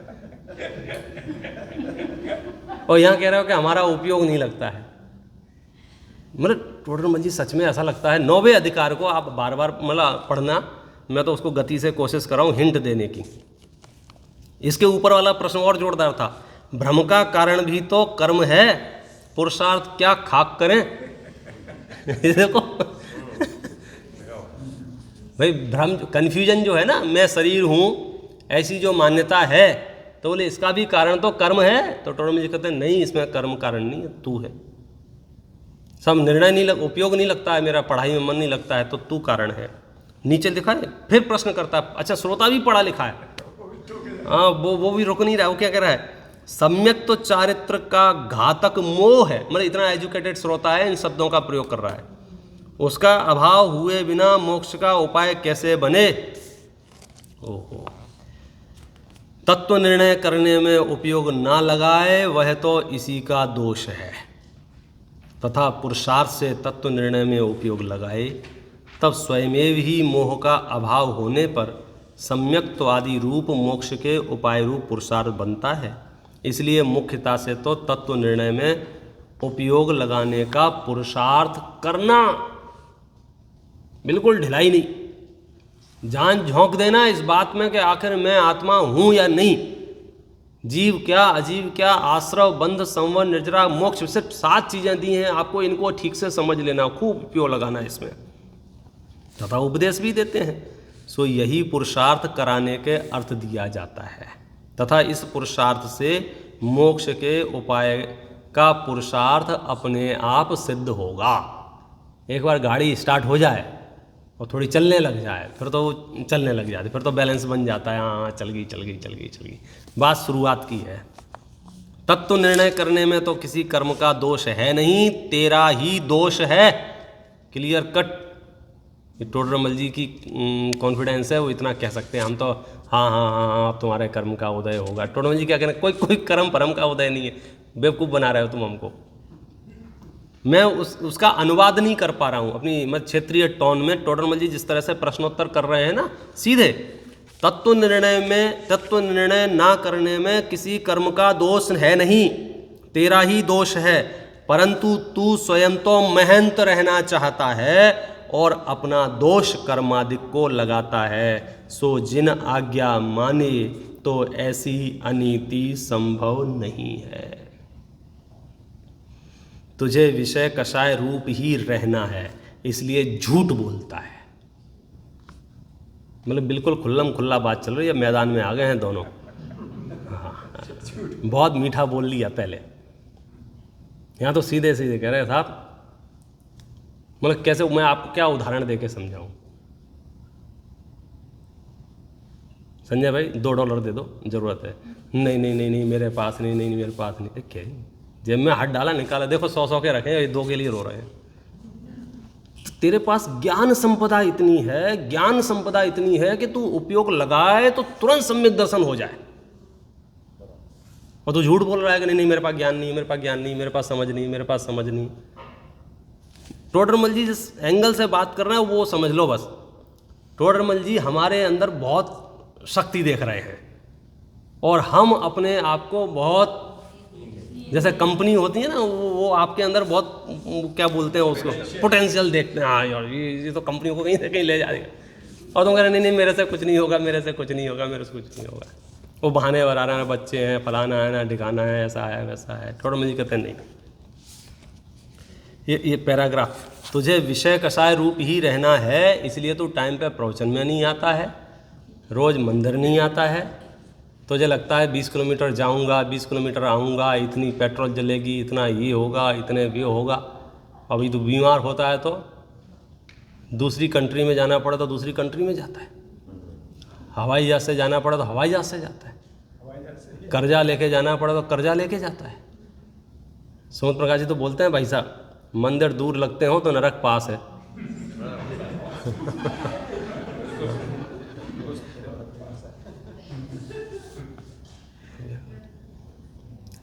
ये 3 लोग के नाथ दिन रात प्रेरणा दे रहे हैं, जगाया तुमको कितनी बार। तुझे विषय कषाय रूप ही रहना, इसलिए झूठ बोलता है। मोक्ष की सच्ची अभिलाषा हो तो ऐसी उल्टी सीधी युक्तियां क्यों बनाए। सांसारिक कार्यों में अपने पुरुषार्थ से सिद्धि ना होती जाने, तथापि पुरुषार्थ से उद्यम किया करता है। यहाँ पुरुषार्थ खो बैठा है, इसलिए जानते हैं कि मोक्ष को देखा देखी उत्कृष्ट कहता है। उसका स्वरूप पहचान कर उसे हित रूप नहीं जानता, हित जानकर उसका उद्यम बने सो ना करे, यह असंभव है। मतलब टोडरमल जी कह रहे हैं कि तुम जो मोक्ष की बातें कर रहे हो वो देखा देखी सुना इधर उधर से सुन लिया है तुमने, मोक्ष अच्छा होता है इसलिए बातें कर रहे हो। दिल से तुम्हें मोक्ष की पड़ी होती तो बहाने नहीं बनाते, तत्व विचार में अपना उपयोग लगाते, शास्त्राभ्यास में अपना उपयोग लगाते और उपयोग को एकाग्र करके निर्णय करते। अब शिष्य क्या कहता है, यहाँ प्रश्न है, तुमने कहा सो सत्य, परंतु द्रव्य कर्म के उदय से भाव कर्म होता है, भाव कर्म से द्रव्य कर्म का बंध होता है, तथा फिर उसके उदय से भाव कर्म होता है। इसी प्रकार से अनादि परंपरा है, तब मोक्ष कैसे करें। मतलब उसका मन नहीं मान रहा है, वो क्या कह रहा है, भाई पुराना उदय में आता है, नया बन जाता है, नया उदय में आता है, फिर पुराना, ऐसे एक दूसरे से कंटिन्यूटी चल रही है। अब मैं इसको कैसे तोड़ूं। तो टोडरमल जी साहब ने क्या किया, ठीक है एकंद्र आदि ये बात कहते तो हम कुछ नहीं कहते, लेकिन तो संगी पंचेंद्रिय भाई। यहाँ नदी का उदाहरण देके समझाया है कि नदी का प्रवाह कभी तेज होता है, कभी मंद होता है। जब तेज होता है तब तो पुरुषार्थ नहीं कर सकते हैं, बह जाएगा, लेकिन जब मंद होता है तो पुरुषार्थ कर सकते हैं। तो टोडरमल जी बता रहे हैं, तुम्हें चारों गतियों में से मनुष्य गति है, उत्तम देश है, उत्तम कुल है, देवसाज गुरु हैं, शास्त्र समझ में आते हैं, गुरुदेव मिल गए हैं, जिनवाणी तुम्हारे पास है। मतलब नदी का प्रवाह अत्यंत मंद हो गया है, अब फटाफट से पार कर लो। यदि अभी भी तुमने फटाफट से पार नहीं किया तो बोले नदी का प्रवाह हमेशा मंद भी नहीं रहता है, पर्याय छूटे ही, पता नहीं कौन सी गति में कहाँ मिलेंगे। हाँ ये लिखा है, तथा इस अवसर में जो जी पुरुषार्थ से तत्व निर्णय करने में उपयोग लगाने का अभ्यास रखें, उनके विशुद्धता बढ़ेगी, उससे कर्मों की शक्ति हीन होगी। कुछ काल में अपने आप दर्शन मोह का उपशम होगा, तब तत्वों की यथावत प्रतीति आएगी। सो इसका तो कर्तव्य तत्व निर्णय का अभ्यास ही है। इसी से दर्शन मोह का उपशम तो स्वयमेव होता है, इसमें जीव का कुछ कर्तव्य नहीं है। मतलब हमें दर्शन मोह में जाके कुछ नहीं करना, हमें क्या करना है, सीधी बता रहे, हमें तो तत्व निर्णय करने का उद्यम करना है। तो फिर आप कहोगे तत्व निर्णय का उद्यम कैसे करें, कि हमें तो जहाँ तत्वों का निरूपण है उन शास्त्रों का अभ्यास करना है, और जब हम उन शास्त्रों का अभ्यास करेंगे तो तत्व निर्णय होगा। तत्व निर्णय होगा, विशुद्धि बढ़ेगी, दर्शन मोह का उपशम होगा, मोक्ष होगा, सब होगा। तो घाई मत कर, बटन दबा के मोक्ष मत मांग। थैला लेके आता है पंडित जी मोक्ष दे दो, शांति से बैठ। हाँ, सब ऐसे ही घूम रहे हैं जल्दी में, शांति से बैठ। घुड़सवार का काम नहीं है, नीचे उतरो। दौड़ के आया फटाफट, जल्दी बताओ पंडित जी, जल्दी बताओ, जल्दी बताओ, जल्दी नहीं, तुम नीचे उतरो, पहले शांति से बैठो। जैनेंद्र वो है अपना जैनेंद्र वर्णी जी है ना, उन्होंने एक ग्रंथ लिखा है, क्या नाम है, शांति पथ प्रदर्शन, उसमें उदाहरण दिया है ये। एक राजा को सनक छूटी थी, मुझे वो डायमंड की परीक्षा सीखनी है, जवाहरात, हीरा, माणिक, मोती, पन्ने, इनको टेस्ट करना सीखना है।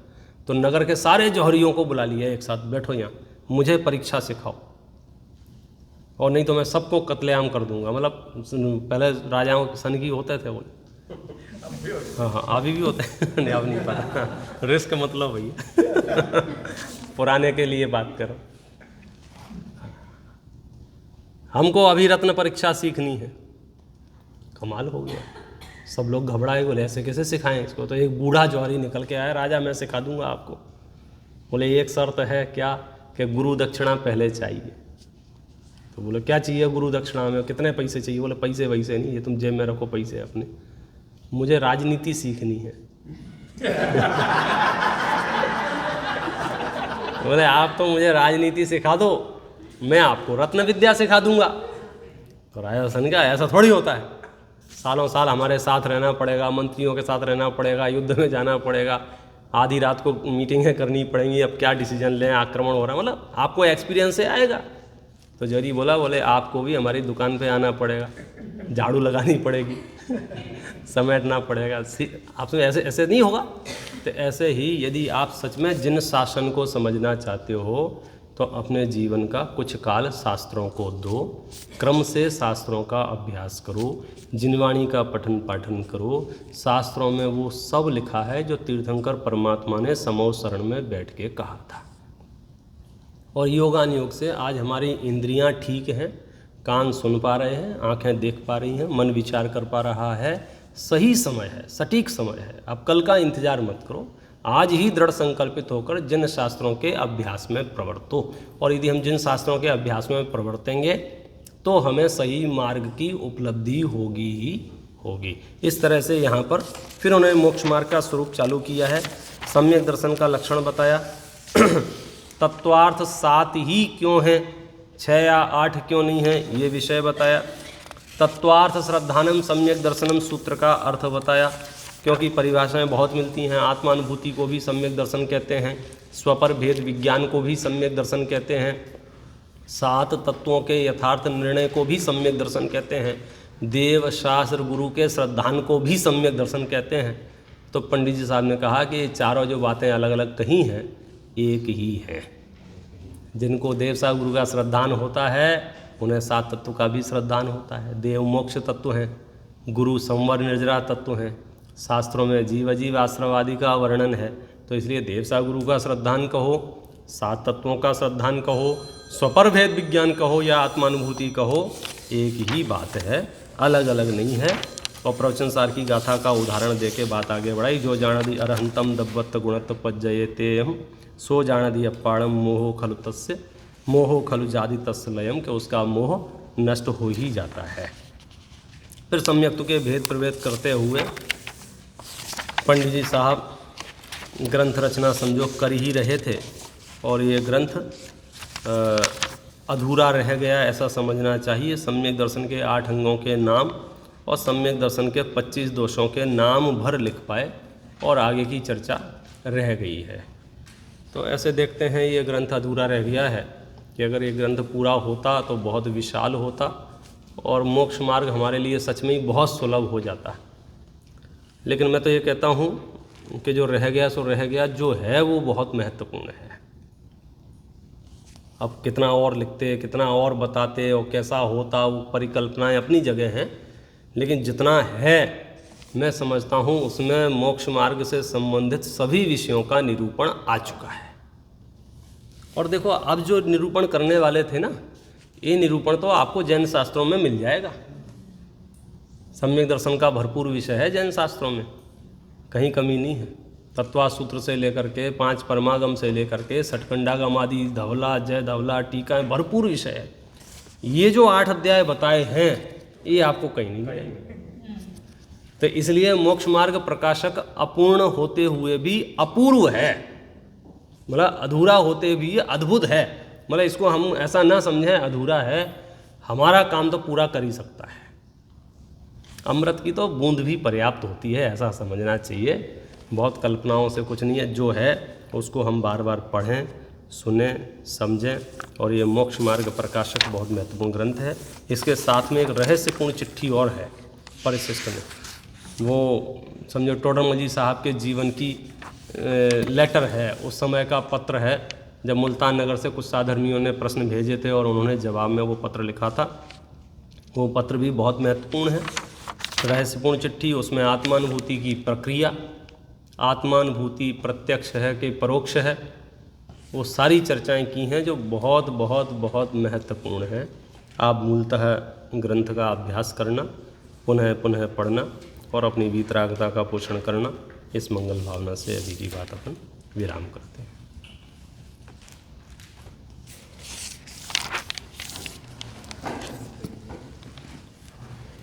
इस ग्रंथ का थोड़ा भी रस है, जिनको सच में इस ग्रंथ को मूलतः पढ़ना, एक एक पंक्ति, एक एक पन्ने को बारंबार विचार करके निर्णय करना।